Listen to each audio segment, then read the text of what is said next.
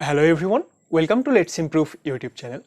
আমাদের যে আজকের এই ভিডিও সেটা ক্যাপাসিটারের থার্ড ভিডিও। আর আমাদের যে আজকের এই ভিডিও সেখানে আমরা কি শিখবো? এখানে আমরা শিখবো যে আমাদের কাছে যদি কয়েকটি পরিবাহী থাকে সেই পরিবাহীগুলোর মধ্যে কিভাবে আধান বণ্টিত হয়। তাহলে চলো আমরা আমাদের এই ভিডিওটি শুরু করি এবং এই বিষয়গুলো দেখে নিই।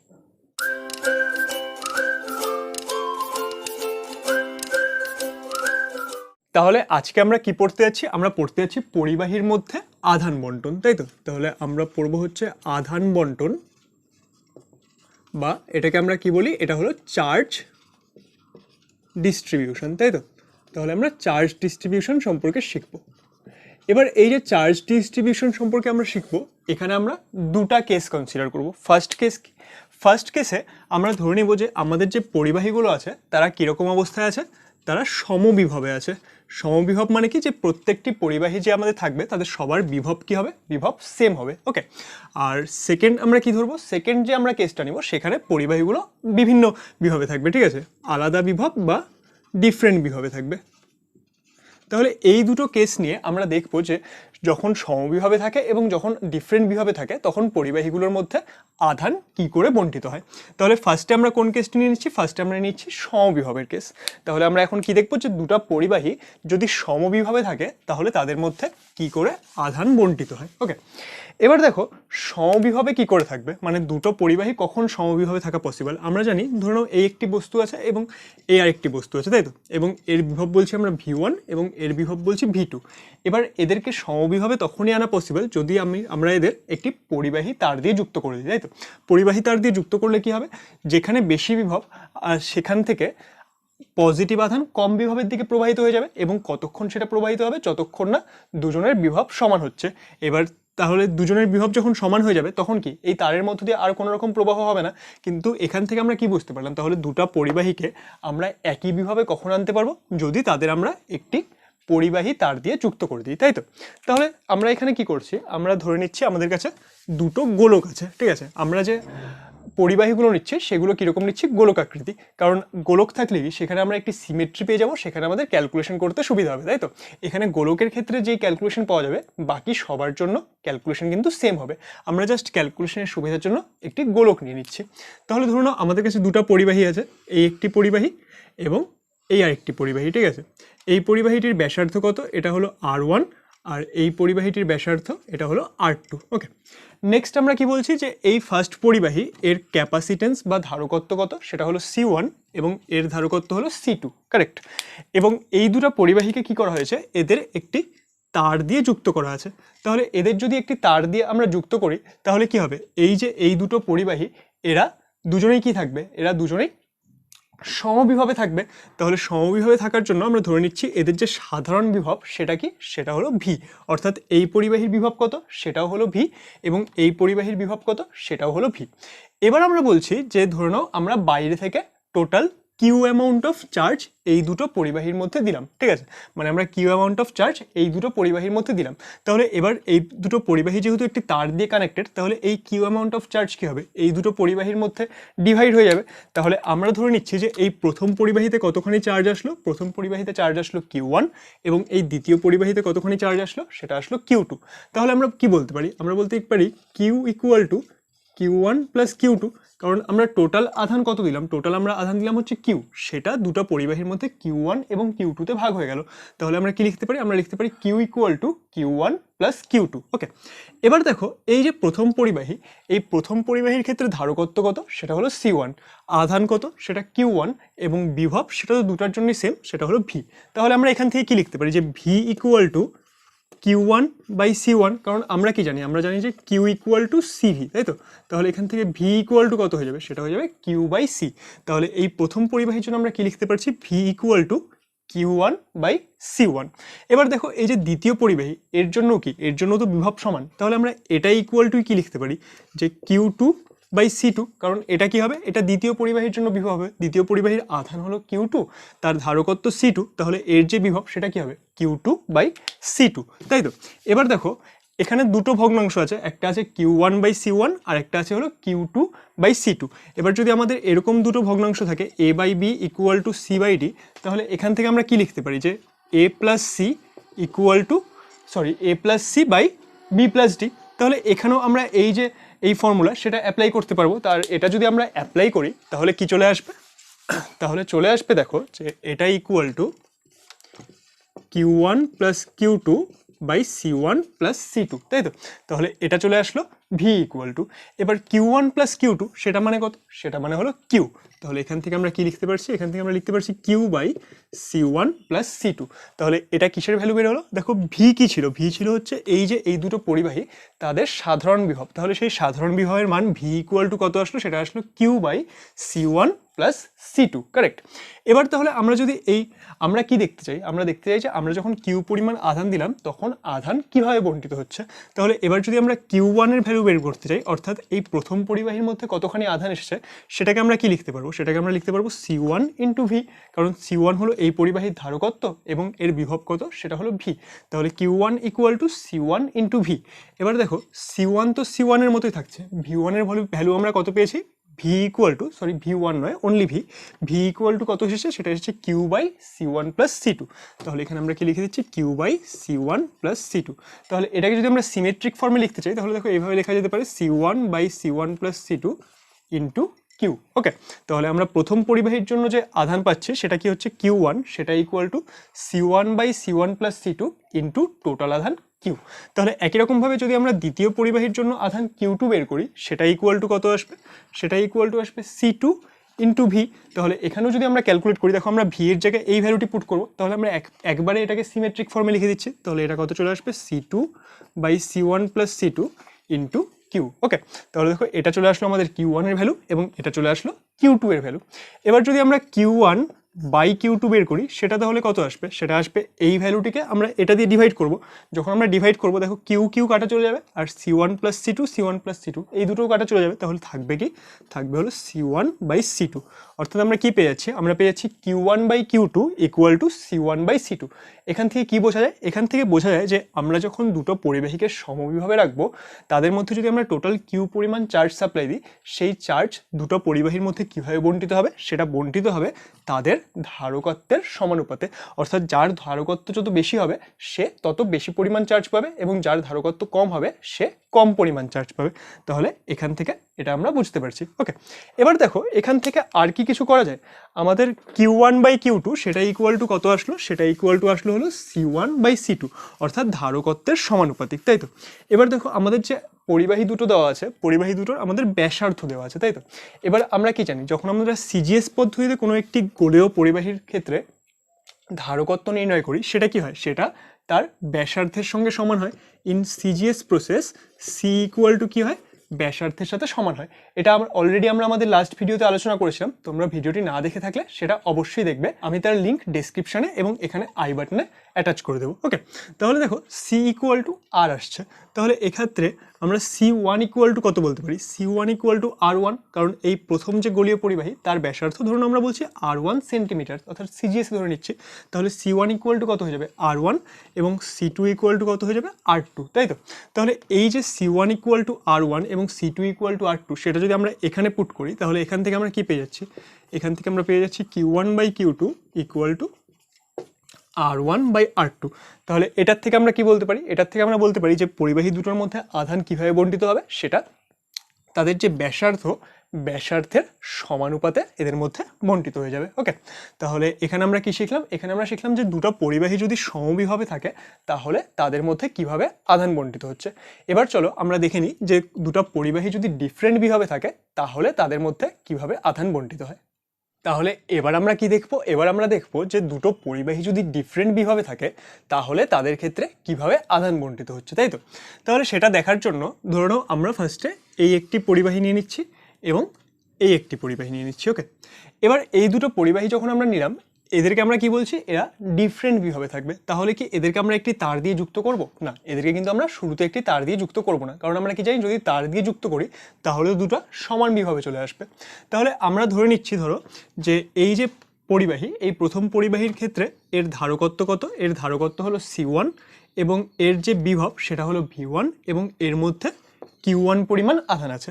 একই রকমভাবে এই দ্বিতীয় পরিবাহীর জন্য আমরা ধরে নিচ্ছি এর ধারকত্ব C2, এর যে বিভব সেটা হলো V2 এবং এর আধান কত, সেটা হলো কিউ টু। ওকে, তাহলে এখান থেকে দেখো আমরা কি লিখতে পারি, আমরা লিখতে পারি কিউ ওয়ান সেটা ইকুয়াল টু কত হবে, কিউ ওয়ান অর্থাৎ এই প্রথম পরিবাহীর আধান, তাই তো, সেটা হয়ে যাবে C one into V one. Correct. একই রকমভাবে এই যে দ্বিতীয় পরিবাহী এর ক্ষেত্রে আধান কত হবে, সেটা হবে কিউ টু, সেটা ইকুয়াল টু কত আসবে, সেটা ইকুয়াল টু আসবে C two into V two, তাই তো। তাহলে এই যে দুটো পরিবাহী আছে এদের মোট আধান সেটাকে যদি আমরা কিউ বলি তাহলে কিউ ইকুয়াল টু কত হবে, কিউ ইকুয়াল টু হবে Q one plus Q two. Correct. তাহলে Q one plus Q two, এবার দেখো কিউ ওয়ানের ভ্যালু হলো এটা এবং কিউ টু এর ভ্যালু এটা, তাহলে Q one plus Q two সেটা আমরা ইকুয়াল টু কত লিখতে পারি, C one V one plus C two V two, তাই তো। এবার আমরা কি করছি নেক্সট স্টেপে, মানে শুরুতে আমাদের এই দুটো পরিবাহী এভাবে দেওয়া ছিল এবং তারা কীরকম বিভাবে আছে, তারা দুটো ডিফারেন্ট বিভাবে আছে এবং আমরা এখানে ধরে নিচ্ছি যে এই যে প্রথম পরিবাহী তার বিভব এই দ্বিতীয় পরিবাহীর বিভবের থেকে বেশি, অর্থাৎ আমরা কি বলছি যে V one is greater than V two. Okay, এবার দেখো, এবার আমরা এক কাজ করছি যে এই দুটো পরিবাহীকে আমরা একটি পরিবাহী তার দিয়ে যুক্ত করে দিচ্ছি। ওকে, কারণ আমরা তো আধান বন্টন করতে চাই, এবার দুটো ফার্স্টে আলাদা আলাদা বিভাবে ছিল, এবার যদি তাদের মধ্যে আধান বন্টন হতে হয় তাহলে তো তাদেরকে কানেকশন করতে হবে, তাহলে আমরা ধরুন এদেরকে একটি পরিবাহী তার দিয়ে যুক্ত করে দিলাম। এবার যখন একটি পরিবাহী তার দিয়ে যুক্ত করে দিলাম তখন কার বিভব বেশি, এই যে প্রথম পরিবাহী তার বিভব বেশি এবং দ্বিতীয় পরিবাহীর বিভব কম, তাই তো। তাহলে এখান থেকে এখানে আধানের প্রবাহ হবে এবং আধানের প্রবাহ কতক্ষণ হবে, যতক্ষণ না দুটার বিভব সমান হয়ে যাচ্ছে। তাহলে আমরা ধরে নিচ্ছি যে এর মধ্যে আধান প্রবাহ হলো এবং এখন গিয়ে এদের সাধারণ বিভব সেটা কত হয়ে গেল, সেটা হয়ে গেল ভি। ওকে, তাহলে এদের সাধারণ বিভব যদি ভি হয়ে যায় তাহলে এখান থেকে আমরা কি বলতে পারি, দেখো, তার মানে এখান থেকে আমরা বলতে পারবো যে এখানে কি আমরা বাইরে থেকে কোনো রকম আধান সাপ্লাই দিলাম না, এদের মধ্যে যেই আধানটুকু ছিল সেটাই এদের মধ্যে ডিস্ট্রিবিউট হয়ে গেল, তাই তো। তাহলে আমরা বলতে পারি যে এই যে আমরা যখন কানেকশানটি করলাম, কানেকশান করার আগে যা টোটাল চার্জ ছিল কানেকশন করার পরেও কি থাকবে, টোটাল চার্জ সেম থাকবে, অর্থাৎ টোটাল চার্জ কিন্তু সবসময় কিউ থাকবে, তাই তো। এবার টোটাল চার্জ যদি সবসময় কিউ থাকে সেটা আমরা কি বলতে পারি, দেখো, তাহলে কিউ ইকুয়াল টু কত লেখা যাবে, কিউ শুরুতে কত ছিল, মানে এই কানেকশন করার আগে সেটা ছিল হচ্ছে C one V one plus C one V one plus C two V two, তাই তো। কিন্তু এটা এখন কত হয়ে যাবে, এখন এটা হয়ে যাবে, দেখো, এই যে C one V one plus C two V two, তাই তো। কিন্তু এখন দুটার সাধারণ বিভব কত, দুটারই বিভব ভি, তাহলে এই যে প্রথম পরিবাহী তার ক্ষেত্রে এখন মোট আধান কত হবে, সেটা হবে সি ওয়ান ইন্টু ভি এবং দ্বিতীয় পরিবাহীর ক্ষেত্রে সেটা কত হবে সি টু ইন্টু ভি, তাই তো। তাহলে এখান থেকে আমরা কি পাচ্ছি, দেখো, আমরা এরকম লিখতে পারি যে বা C one V one plus C two V two equal to, এই দুটোর থেকে ভি কমন চলে যাবে, এটা ভি টু নয়, এটা তো V, C two into V, এটা হচ্ছে সাধারণ বিভবে কতখানি আধান প্রেজেন্ট, তাই তো। তাহলে এখান থেকে আমরা ভি কমন নিয়ে নিতে পারি, তাহলে কি আসবে C one plus C two. Correct. তাহলে এখান থেকে দেখো ভি ইকুয়াল টু কত লেখা যাবে, ভি ইকুয়াল টু লেখা যাবে C one V one plus C two V two by C one plus C two, তাই তো। তাহলে এই যে ভি পেয়ে গেলাম, এই ভি কি, এটা হলো দুটো পরিবাহীকে যখন আমরা কানেক্ট করছি তাদের সাধারণ বিভব। তাহলে সাধারণ বিভব ভি ইকুয়াল টু কত চলে আসলো, সেটা চলে আসলো C one V one plus C two V two by C one plus C two. তাহলে এদের যখন আমরা সাধারণ বিভব পেয়ে গেলাম, এবার আমরা কি করতে পারি, এদেরকে যখন আমরা কানেক্ট করলাম তারপর কি হচ্ছে, তারপর এই দুটোর মধ্যে আধানের কিছু ডিস্ট্রিবিউশন হলো, তাই তো। তাহলে এই আধানের ডিস্ট্রিবিউশন হওয়ার পরে দেখো শুরুতে এর আধান কত ছিল, সেটা ছিল কিউ ওয়ান, আমরা ধরে নিচ্ছি এখন এর আধান হয়ে গেল কিউ টু, এবং এর শুরুতে আধান কত ছিল, সেটা ছিল কিউ টু, এবং আমরা ধরে নিচ্ছি যে এখন এর আধান হয়ে গেল কিউ টু। ওকে, তাহলে এর শুরুতে ছিল কিউ ওয়ান, সেটা আমরা ধরে নিলাম এখন হয়ে গেছে স্মল কিউ ওয়ান, এবং এর শুরুতে ছিল কিউ টু এবং সেটা এখন আমরা ধরে নিচ্ছি হয়ে গেছে স্মল কিউ টু। তাহলে এই কিউ ওয়ান এবং কিউ টু এদের ভ্যালু আমরা এবার বের করার চেষ্টা করি। তাহলে আমরা এই বিষয়গুলো মুছে দিচ্ছি, আমাদের শুধু কি প্রয়োজন, আমাদের শুধু এই সাধারণ বিভবের ভ্যালুটি প্রয়োজন। তাহলে এটাকে আমরা সাইডে লিখে নিচ্ছি। ওকে, তাহলে আমাদের যে সাধারণ বিভব এসেছে সেটা কত এসেছে, সেটা এসেছে V equal to C one V one plus C two V two by C one plus C two. Correct. তাহলে এটা আমরা জাস্ট লিখে রাখছি। এবার দেখো এখন যে এই প্রথম পরিবাহী তার বিভব সেটা আমরা কত বললাম, সেটা হলো কিউ ওয়ান, তাই তো। তাহলে স্মল কিউ ওয়ান সেটা ইকুয়াল টু কত হবে, সেটা হবে এই যে এই পরিবাহী এর ধারকত্ব ইন্টু হলো এই পরিবাহীর এখন প্রেজেন্ট বিভব, তাই তো। তাহলে আচ্ছা দেখো এই যে বিভব এটাকে আমরা এইভাবে লিখতে পারি C one V one plus C two V two, সেটা মানে কি, সেটা মানে হলো কিউ। তাহলে এটাকে আমরা এইভাবে লিখে দিচ্ছি যে Q by C one plus C two. Correct. তাহলে এই যে প্রথম পরিবাহীর এখন প্রেজেন্ট বিভব সেটা কত হবে, সেটা Q1, সেটা ইকুয়াল টু হবে C1 ইন্টু সাধারণ বিভব V। তাহলে V এর মান কত, সেটা হলো Q/C1 প্লাস C2। তাহলে Q/C1 প্লাস C2, তাহলে এটা ইকুয়াল টু কত চলে আসছে, এটা ইকুয়াল টু চলে আসছে C1/C1 plus C2 into Q। তাহলে দেখো এই ক্ষেত্রেও যে বিভব আসছে সেটা কিন্তু এর ধারকত্বের সাথেই সমানুপাতিক হচ্ছে, সরি বিভব নয়, এর ক্ষেত্রেও যে আধান আসছে সেটা কি, সেটা হলো এর ধারকত্বের সাথেই সমানুপাতিক হচ্ছে, তাই তো। এবার দ্বিতীয় পরিবাহীর ক্ষেত্রে আমরা তাহলে আধানের মান বের করে দেখি, সেটা Q2 ইকুয়াল টু কত হবে, সেটা হবে C2 ইন্টু সাধারণ বিভব। সাধারণ বিভব কত, সেটা হচ্ছে Q/C1 plus C2, Q/C1 plus C2। তাহলে এখান থেকে আমরা কি পেয়ে যাবো, এখান থেকে আমরা পেয়ে যাবো C2/C1 plus C2 into Q। তাহলে এই যে স্মল Q1 এবং স্মল Q2 বের হলো, এগুলো কি, এগুলো হলো এই যে পরিবাহী এদের বর্তমানে প্রেজেন্ট আধান, তাই তো। এদের মধ্যে যখন চার্জ ডিস্ট্রিবিউশন হয়ে গেল তারপরে এদের মধ্যে কতখানি আধান প্রেজেন্ট আছে সেটাই আমরা এখানে নির্ণয় করলাম। এবার দেখো আমরা ধরে নিচ্ছি এই যে চার্জ ডিস্ট্রিবিউশন যখন হচ্ছে তখন বাইরের পরিবেশের সঙ্গে কোনো রকম আদান প্রদান হচ্ছে না, অর্থাৎ এই যে টোটাল সিস্টেম ছিল এর মধ্যেই এদের যে চার্জ সেটার ডিস্ট্রিবিউশন হচ্ছে। এবার চার্জ ডিস্ট্রিবিউশন কিভাবে হচ্ছে দেখো, আমরা বলেছিলাম যে এর বিভব বেশি এবং এর বিভব হলো কম, তাই তো। তাহলে আধান কোথা থেকে কোথায় প্রবাহিত হবে, আধান এই বস্তু থেকে এই বস্তুতে প্রবাহিত হয়েছে, তাহলে কতখানি আধান প্রবাহিত হলো সেটা কি আমরা নির্ণয় করতে পারবো, হ্যাঁ সেটাও আমরা নির্ণয় করতে পারবো। তাহলে চলো আমরা দেখে নিই যে এখান থেকে এখানে কতখানি আধানের প্রবাহ হলো। তাহলে কতখানি আধান প্রবাহিত হলো সেটা যদি আমরা নির্ণয় করতে চাই সেটা আমরা কি করে নির্ণয় করব, দেখো এই যে প্রথম পরিবাহী এর শুরুতে আধান কত ছিল, সেটা ছিল Q1 এবং এখন আধান কত, সেটা হলো স্মল Q1। তাহলে এই দুটোর মধ্যে যদি আমরা ডিফারেন্স ফাইন্ড করি তাহলে আমরা কি বুঝতে পারবো যে এখান থেকে এখানে কতখানি আধান প্রবাহিত হয়েছে। তাহলে সেটাকে ধরো আমরা বলছি Q1 ড্যাশ এতখানি আধান প্রবাহিত হয়েছে, তাহলে সেটা ইকুয়াল টু কত হবে, সেটা ইকুয়াল টু হয়ে যাবে শুরুতে আধান কত ছিল, সেটা ছিল Q1, তাহলে ক্যাপিটাল Q1 মাইনাস এখন আধান কত, সেটা হলো স্মল Q1।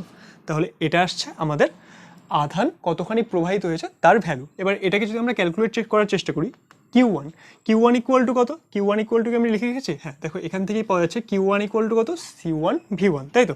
তাহলে C1V1 মাইনাস স্মল Q1 সেটার ভ্যালু কত, সেটার ভ্যালু হচ্ছে C1/C1 plus C2, C1/C1 plus C2 into Q, তাই তো। এবার দেখো Q এর মান কত, Q এর মান হলো C1V1 প্লাস C2V2। তাহলে এখানে আমরা কি লিখছি, C1V1 প্লাস C2V2। ওকে, তাহলে এটা যদি আমরা ক্যালকুলেট করি তাহলে কি আসবে, দেখো এই বিষয়গুলো না আমি ওপর থেকে মুছে দিচ্ছি কারণ এগুলো আমাদের আর প্রয়োজন নেই। তাহলে এখান থেকে আমরা কি পেয়ে যাব, এখান থেকে আমরা পেয়ে যাব যে এটাও আমাদের আর দরকার নেই কোনো, ইকুয়াল টু, অর্থাৎ এই যে স্মল Q1 ড্যাশ সেটা ইকুয়াল টু কত আসবে, সেটা ইকুয়াল টু আসছে হচ্ছে C1V1 minus C1/C1 plus C2 into C1V1 plus C2V2। তাহলে এখানে যদি আমরা লসাগু করি, লসাগু কত চলে আসবে, সেটা চলে আসবে C1 প্লাস C2, কারেক্ট। তাহলে এখানে কত আসবে, এটা আসবে C1 স্কোয়ার V1, নেক্সট এটা আসবে C1C2V1 প্লাস C1C2V1, তাই তো। তারপর মাইনাস কত আসবে, দেখো এটা দিয়ে এটাকে গুণ হবে, অর্থাৎ C1 স্কোয়ার V1 অ্যান্ড এখানে কত আসবে মাইনাস C1C2, কারেক্ট। তাহলে এখান থেকে আমরা কি পেয়ে যাচ্ছি, দেখো এখান থেকে কিছু কাটা যাবে, C1 স্কোয়ার V1 আর C1 স্কোয়ার V1, তাহলে এই দুটো কাটা চলে যাচ্ছে। তাহলে আমাদের ফাইনালি কি পড়ে থাকছে সেটা লেখার জন্য ধরুন আমরা এটাও মুছে দিচ্ছি, এটা আর কোনো দরকার নেই। তাহলে এখান থেকে কি আসবে, এটা চলে আসবে, এটা তো C2 আছে, তাহলে এটা আর এটা কাটা চলে গেল, এই দুটোর মধ্যে কি কমন যায়, এই দুটোর মধ্যে কমন যায় হলো C1C2, তাই তো। তাহলে C1C2 আমরা কমন নিয়ে নিচ্ছি, তাহলে এখানে কি থাকবে, এখানে থাকবে V1 আর এখানে থাকছে V2 আর নিচে কত, নিচে আসছে C1 প্লাস C2। তাহলে এখান থেকে আমরা কি লিখতে পারি, এটাকে আমরা লিখতে পারি C1C2 plus C1/C1 plus C2 into V1 minus V2। এই যে ভ্যালু পাওয়া গেল এটাই হলো Q1 ড্যাশের ভ্যালু, অর্থাৎ এই প্রথম পরিবাহী থেকে দ্বিতীয় পরিবাহীতে কতখানি আধান প্রবাহিত হয়েছে সেটা ইকুয়াল টু কত, C1C2/C1 plus C2 into V1 minus V2। তার মানে এতখানি আধান আমরা কি বলতে পারি, আমাদের যে প্রথম পরিবাহী ছিল সেটা এতখানি আধান লুজ করেছে। এবার যদি আমাদের বলা হতো যে এই দ্বিতীয় পরিবাহী সেটা কতখানি আধান গেইন করলো, তাহলে সেটার ভ্যালু কি হবে, সেটার ভ্যালু এটার সাথে সমান হবে, কারণ বাইরের সঙ্গে তো কোনো আধানের আদান প্রদান হয়নি, এই দুটো সিস্টেম মানে এই দুটো পরিবাহীর মধ্যে যা হওয়ার হয়েছে। তাহলে এই যে প্রথম বস্তু সেটা যদি এতখানি আধান ত্যাগ করে বা বর্জন করে তাহলে এই যে দ্বিতীয় পরিবাহী সে কি করবে, এত পরিমাণ আধান গেইন করবে, তাই তো। তাহলে এখানে আমরা কি শিখে নিলাম যে দুটো পরিবাহী তারা যদি ডিফারেন্ট বিভবে থাকে তাদের মধ্যে কি করে আধানের বন্টন হচ্ছে। ওকে, এবার চলো আমরা দেখে নিই যে এই যে আধান বন্টন হচ্ছে এই ক্ষেত্রে কত পরিমাণ শক্তি খরচ হচ্ছে, আদৌ কি কোনো শক্তি খরচ হচ্ছে নাকি হচ্ছে না, সেটা আমরা এবার বোঝার চেষ্টা করি। এবার আমরা কি শিখবো, এবার আমরা শিখবো energy loss during charge distribution, তাই তো, ডিউরিং চার্জ ডিস্ট্রিবিউশন। অর্থাৎ আমাদের যে এই চার্জ ডিস্ট্রিবিউশন হচ্ছে এই সময় কি কোনো রকম এনার্জি লস হচ্ছে নাকি হচ্ছে না সেটা আমরা এবার বোঝার চেষ্টা করি। এর জন্য ধরে নাও আমরা আমাদের আগের কেসটি কনসিডার করছি, সেখানে কি ছিল, দুটো পরিবাহী ছিল, তাই তো। এবং এই দুটো পরিবাহীর জন্য আমরা ধরে নিচ্ছি যে এর বিভব কত, এর আধান হলো Q1, এর যে ধারকত্ব সেটা হলো C1 এবং এর বিভব কত সেটা হলো V1। আর এর ক্ষেত্রে সেম কোয়ান্টিটিগুলো কী কী, Q2, C2 এবং V2, তাই তো। আর এদেরকে আমরা কি করছি, এদেরকে আমরা একটি পরিবাহী তার দিয়ে যুক্ত করে দিচ্ছি। তাহলে এদেরকে যখন আমরা একটি পরিবাহী তার দিয়ে যুক্ত করব তারা কি একটি সাধারণ বিভবে চলে আসবে এবং এই সাধারণ বিভব V এর ভ্যালু কত হয় সেটা আমরা অলরেডি আগের পার্টি বের করলাম, সেটা কত, সেটা হচ্ছে C1 V1 plus C2 V2 by C1 plus C2, correct.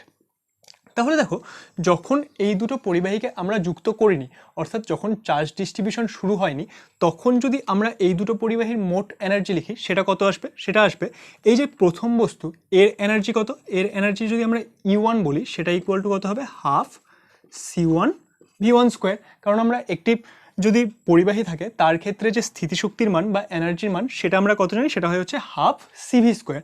তাহলে এর ক্ষেত্রে কত, এর ক্ষেত্রে যে ধারকত্ব সেটা হলো C1 এবং বিভব সেটা হলো V1, তাহলে এর ক্ষেত্রে যে শক্তি হবে সেটা কি হবে, হাফ C1 V1 স্কোয়ার। তোমরা যদি এই যে কি করে শক্তি নির্ণয় করতে হয় তার ডেরিভেশন সম্পর্কে জানতে চাও তাহলে আমাদের এই ভিডিওটি দেখে নিতে পারো। ওকে, এবার তাহলে E1 বের হয়ে গেল, একই রকমভাবে আমরা E2 বের করতে পারি, E2 ইকুয়াল টু মানে কি এর শক্তি, তাই তো। তাহলে সেটা কত হবে, half C2 V2 square, correct. তাহলে আমরা E1 এবং E2 পেয়ে গেলাম। এবার দেখো এই দুটো পরিবাহীকে আমরা যুক্ত করে দিয়েছি, তাই তো। যুক্ত করার ফলে তারা সাধারণ বিভব ভিতে চলে এসেছে। তাহলে এখন এই দুটো পরিবাহীর ক্ষেত্রে যে শক্তি হবে সেটা আমরা কি বলতে পারি, ধরে নাও আমরা বলছি যে E1 ড্যাশ, ওকে, অর্থাৎ এই যুক্ত করার পর প্রথম পরিবাহীর শক্তি সেটা কত হবে, half C1 into V square, কারণ এখন তো বিভব ভি, তাই তো। আর E2 ড্যাশ সেটা ইকুয়াল টু কত হয়ে যাবে, সেটা ইকুয়াল টু হয়ে যাবে half C2 V square, correct. তাহলে দেখো এই যে এই দুটো পরিবাহী এই মিলেই তো আমাদের এই সংস্থাটি গঠিত হয়েছে। তাহলে এই সংস্থার যে মোট শক্তি সেটা শুরুতে কত ছিল, সেটা শুরুতে ধরো আমরা বলছি ই ইনিশিয়াল ইকুয়াল টু কত হবে, E1 প্লাস E2। তাহলে E1 প্লাস E2 যদি আমরা করি সেটা ইকুয়াল টু কত আসবে, এটা হলো E1 এবং এটা হলো E2। তাহলে এই দুটোর থেকে ধরুন আমরা হাফ কমন নিয়ে নিচ্ছি, তাহলে কি থাকবে, C1 V1 square plus C2 V2 square, correct. তাহলে এটা চলে আসলো আমাদের ইনিশিয়ালের ভ্যালু। আর এটা দেখো এটা যুক্ত করার পর তাহলে এই ক্ষেত্রে যদি আমরা শক্তি দুটোর যোগফল বের করি সেটা কি আসবে, সেটা আসবে আমাদের ফাইনাল, তাই তো। অর্থাৎ এটা আসবে যুক্ত করার পর মোট শক্তি, সেটা ইকুয়াল টু কত আসবে, দেখো এখান থেকে কি কি কমন যাচ্ছে, এখান থেকে আমরা হাফ কমন নিয়ে নিচ্ছি, তাহলে থাকছে C1 plus C2 into V square, correct. তাহলে এটা হলো আমাদের ফাইনাল। তাহলে শক্তি লস হলো কি হলো না সেটা আমরা কি করে নির্ণয় করব, আমরা ফাইনাল থেকে ইনিশিয়াল থেকে মাইনাস করব। যদি এক্ষেত্রে একটি পজিটিভ ভ্যালু আসে তাহলে আমরা কি বুঝতে পারবো যে এখানে শক্তি লস হয়েছে, আর যদি এটা ইকুয়াল টু 0 আসে তাহলে আমরা কি বুঝতে পারবো যে কোনো রকম শক্তি লস হয়নি, তাই তো। তাহলে চলো সেটা আমরা বের করার চেষ্টা করি। তাহলে এই বিষয়গুলো আমরা মুছে দিই কারণ এগুলো আমাদের কোনো আর কাজের না, তাই তো। তাহলে আমরা এক কাজ করছি যে এই বিষয়গুলো মুছে দিচ্ছি এবং এখানে আমরা কি করব, এখানে আমরা করব হলো যে EF মাইনাস ইনিশিয়াল, তাই তো। Final energy minus initial energy, final energy কত, সেটা হচ্ছে half into C1 plus C2 into V square, তাই তো। আর ইনিশিয়াল এনার্জি সেখানেও একটি হাফ আছে into C1 V1 square plus C2 V2 square. তাহলে ধরুন যখন মাইনাস করব আমি দুটার থেকে হাফ ডিরেক্টলি কমন নিয়ে নিচ্ছি, তাহলে এখানে কি থাকবে, ফাইনালের মধ্যে পড়ে থাকবে C1 plus C2 into V square, correct. আর ইনিশিয়ালে কি পড়ে থাকবে, সেটা পড়ে থাকবে C1 V1 square minus C2 V2 square. তাহলে এটা আমাদের চলে আসছে। এবার দেখো আমাদের আর বাকি কোনো কিছুরই প্রয়োজন নেই, তাহলে বাকি জিনিসগুলো আমি মুছে দিচ্ছি। ওকে, তাহলে এই বাকি বিষয়গুলো আমি মুছে দিলাম এবং এখানে আমাদের এটা এবার ক্যালকুলেট করে দেখতে হবে। তাহলে এটা যদি আমরা ক্যালকুলেট করি তাহলে দেখো কি করে ক্যালকুলেট করব, এটা ইকুয়াল টু আমরা এভাবে লিখতে পারি যে half C1 plus C2 into V এর ভ্যালু কত, দেখো ভি এর ভ্যালু হলো C1 V1 plus C2 V2 by C1 plus C2, তাই তো। আর এর কি চলে আসবে, এর চলে আসবে square minus C1 V1 square minus C2 V2 square, correct. তাহলে দেখো এখানে কি আসবে C1 প্লাস C2 তার হোল স্কোয়ার, আর এখানে একটি C1 প্লাস C2 আছে। তাহলে আমরা কি বলতে পারি, একটি C1 প্লাস C2 কাটা চলে যাবে, তাহলে এখানে কি থাকবে হাফ, ওপরে থাকছে C1 V1 plus C2 V2 তার হোল স্কোয়ার, আর নিচে কি থাকবে, নিচে থাকবে C1 প্লাস C2, কারেক্ট।